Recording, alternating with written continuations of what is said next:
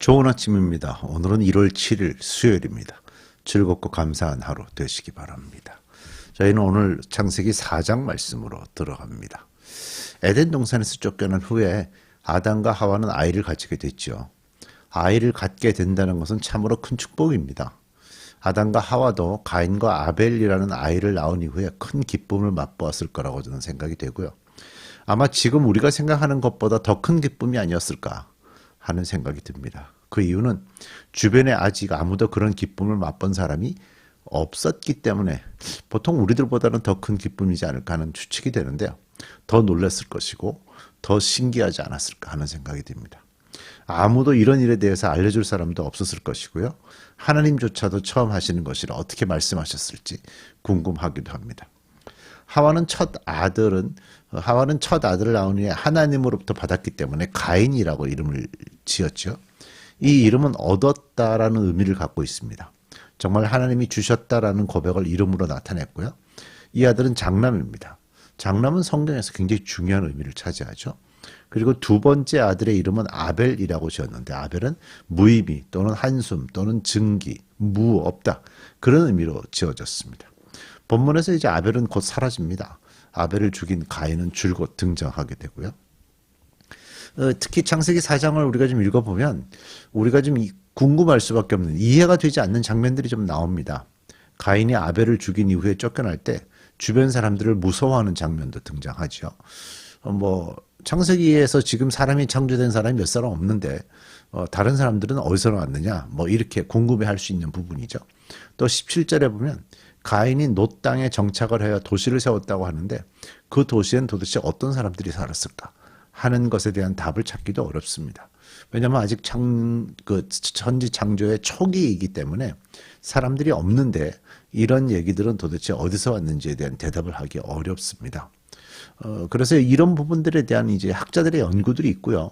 많은 학자들이 생각할 때 창세기는 창조의 모든 사건을 기록한 것이 아니라 선택적으로 기록이 되었다는데 현재 동의하고 있죠.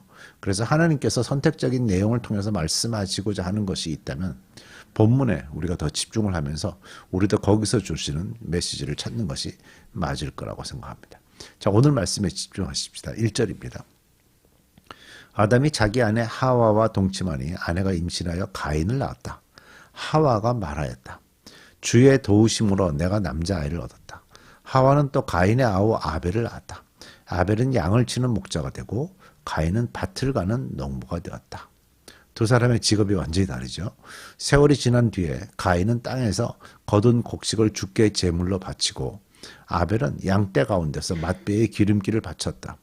주께서 아벨과 그가 바친 제물은 반기셨으나 가인과 그가 바친 제물은 반기지 않으셨다.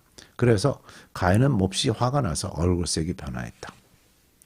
하나님께서 아벨 그러니까 양떼 중에서 맏자식 마지를 바친 것을 이렇게 하나님 받으셨고요.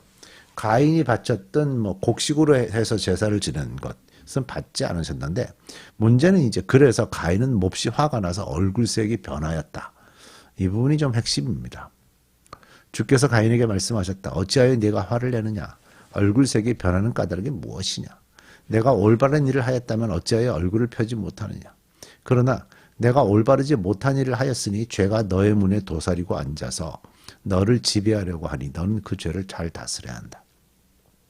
저는 이 문장은 우리가 좀 외워야 될 문장이라고 생각합니다. 내가 올바르지 못한 일을 하였으니 죄가 너의 문에 도사리고 앉아서 너를 지배하려고 하니 너는 그 죄를 잘 다스려야 한다. 우리가 이제 잘못된 행위들을 했을 때 그것의 어떤 결과로 죄의 영향들이 우리에게 오게 될 때 그 죄의 영향들을 우리가 잘 다스려야 거기서 죄로 넘어가지 않고 유혹 정도로 끝날 수 있는 문제인데 거기서 잘못 다스리면 결국 죄로 넘어가게 되는 거죠. 그러니까 지금 가인이 그 하나님이 제사를 받지 않았었다는 데 대해서 얼굴색이 변하면서 지금 화가 잔뜩 나 있다는 것은 지금 너를 지배하려고 그 문 앞에 앉아 있는 상태라는 말씀을 하시는 거예요. 그때 어떻게 되냐? 그 화가 나고 그 분노하고 있는 그런 모든 것들을 잘 다스려야 된다는 거죠. 8절. 가인이 아우 아벨에게 말하였다. 우리 들로 나가자. 그들이 들에 있을 때에 가인이 그의 아우 아벨을 쳐 죽였다. 주께서 가인에게 물으셨다.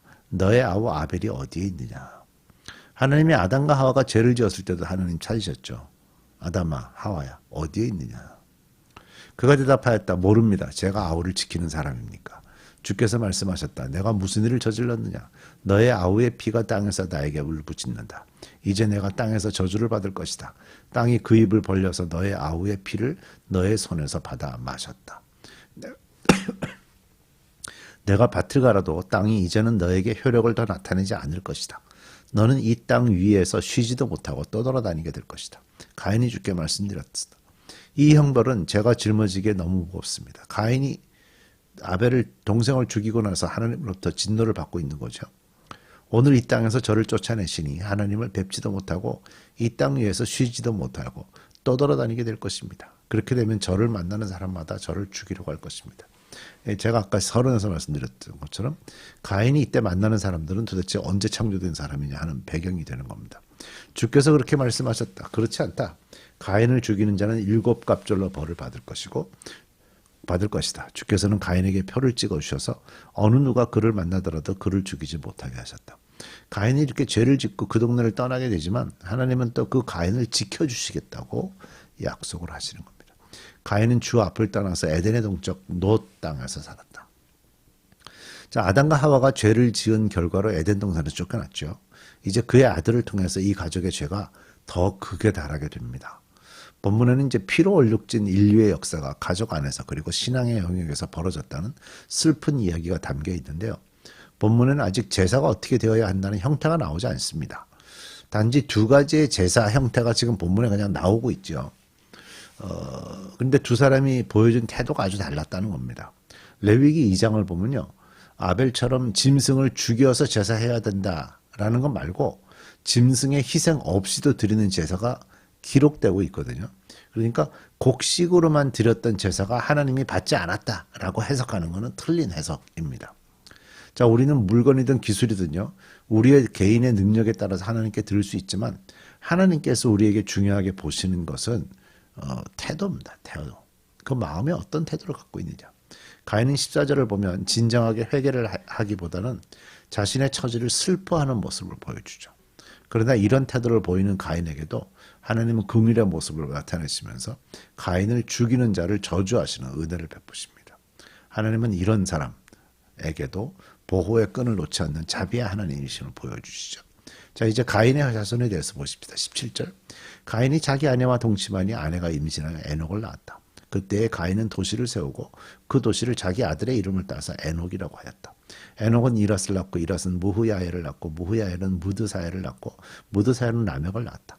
라멕은 두 아내와 함께 살았다. 한 아내의 이름은 아다이고 또 한 아내의 이름은 실라이다. 아다는 야발을 낳았는데 그는 장막을 치고 살면서 집 짐승을 치는 사람의 조상이 되었다. 그의 아우의 이름은 유발인데 유발은 수금을 타고 퉁소를 부는 모든 사람의 조상이 되었다. 또한 실라는 두발가인이라는 아이를 낳았다. 그는 굴이나 쇠를 가지고 온갖 기구를 만드는 사람이다. 두발가인에게는 나아마라고 하는 누이가 있었다. 라멕이 자기 아내들에게 말하였다. 아다와 실라는 내 말을 들어라. 라멕의 아내들은 내가 말할 때에 귀를 기울이라. 나에게 상처를 입힌 남자를 내가 죽였다. 나를 상하게 한 젊은 남자를 내가 죽였다. 가인을 해친 벌이 7갑절이면 라멕을 해치는 벌은 77갑절이다. 가인의 후손들 중에서 뭐 여러 그 형태의 조상들이 이제 있었어요. 하지만 그 중에 일부가 인간의 욕심으로 하나님이 세우신 질서를 망가뜨리는 것을 하는데 그 대표적인 후손이 라멕이죠. 그는 두 아내와 함께 살면서 가인보다 더 심각한 태도로 하나님을 무시합니다. 나에게 상처를 입힌 남자를 내가 죽였다. 살해했다는 거죠. 나를 상하게 한 젊은 남자를 내가 죽였다. 그러죠. 가인을 해친 벌이 하나님으로부터 7갑절을 받았다면 만약에 가인을 해친 벌이 7갑절의 벌이라면 라멕을 해치는 벌, 자기에게 상처를 주는 자가 있으면 자기는 77배로 갚아주겠다. 그런 대답을 하는 겁니다.